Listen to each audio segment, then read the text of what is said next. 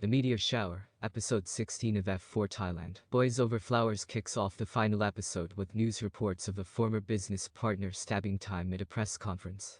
The assault is all over social, including one post speculating he may have deserved it.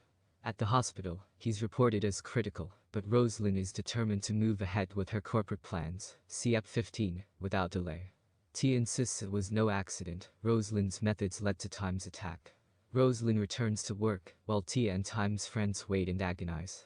When Time does wake, Rosalind is enraged as staff report potential brain damage due to blood loss. She tests his memory, reinforcing his goal to rule Paramount Group. Time doesn't recognize Goria, and has forgotten the last 4 years. Time's friends note that Rosalind is blocking them, and deleting Time's social accounts. In response, Kevin creates an elaborate scheme to connect with Time. When Time finds Goria in his room, he doesn't believe what she's saying. In frustration, she roundhouses him, and a few memories flicker. As Goria presses him to remember, Rosalind returns. Outside, Goria confronts Rosalind, who bans her from the property. The gates shut her out, but Goria remains staring at the house. As night and rain fall, Goria maintains her silent protest. Eventually Rosalind reconfirms standing there won't work. But in a moment of insight, Goria understands Rosalind's love for Time and her determination to build him into a leader.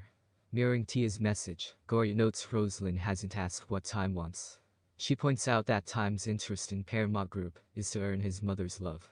Nearby, Time overhears the conversation that was beginning to soften his mother's heart. But he denies ever feeling anything for Goria. She professes her love one last time before Time closes her out. Rosalind looks torn for the first time.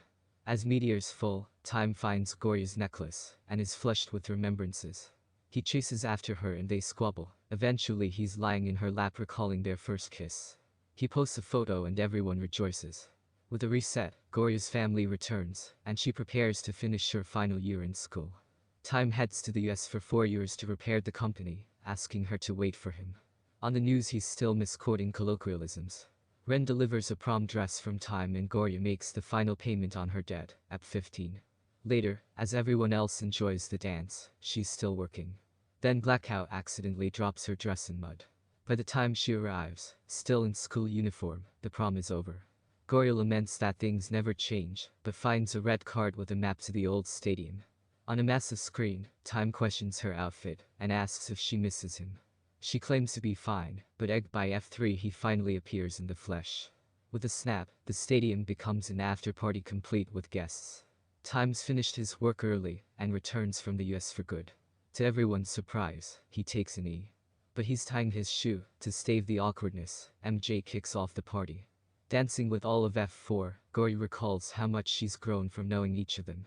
Characteristically, MJ announces 10 seconds in heaven and we close on the infamous necktie kiss. F4 Thailand wraps with some behind-the-scenes footage of their final day, the filming of the after-prom. So much packed into our final episode, both classic scenes and an ending that cleverly wraps the whole 16 chapters.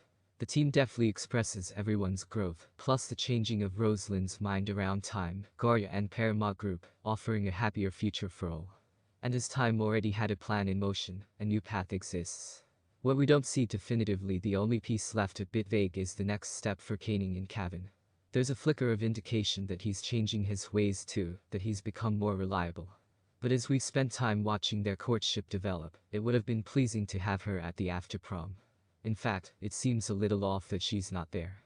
Were you looking for her too? Or would that have broken some invisible Thai tradition? Maybe it's a members only thing, sans the jacket. Regardless, between flashback memories and happy celebrations, we review the progress of all the characters. There's a double down on the idea that it's people and relationships that make all the difference.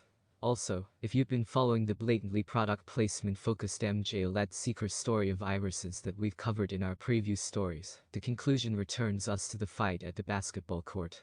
The rival team leader's dad shows up to scold everyone.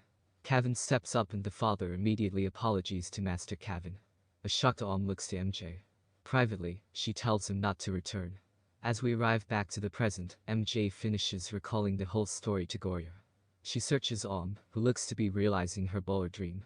Then Om suddenly appears at the court, apologizing to MJ and saying she thinks of him whenever she passes by.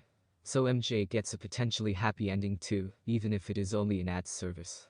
All in all, loving this tight conclusive installment that both wraps the story and feels like there's more to tell, should someone wish to create it or reprise it. In a first for this story, an idea that Ren has a beautiful future ahead and perhaps another story is raised.